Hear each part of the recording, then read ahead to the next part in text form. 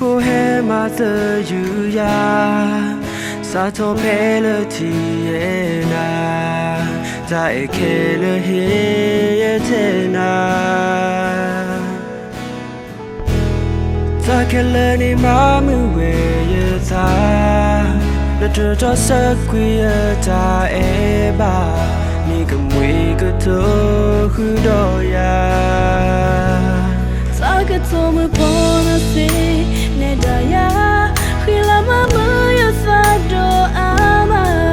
sa te ke yo da ta cơ si sa ke na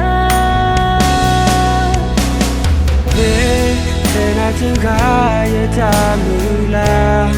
cơ ye thế ra na từ ga le ta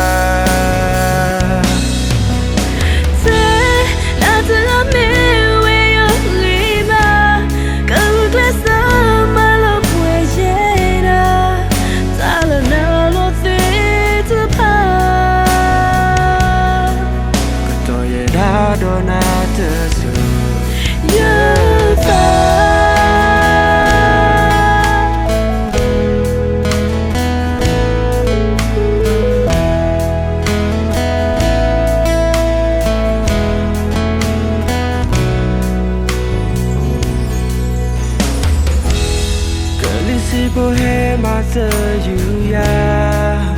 sa thô phê lơ thì na ta kê lơ he thế na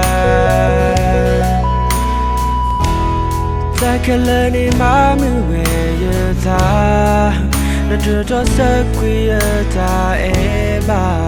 ni cầm quy cứ thơ khứ đo ya ta cứ thô mơ bona si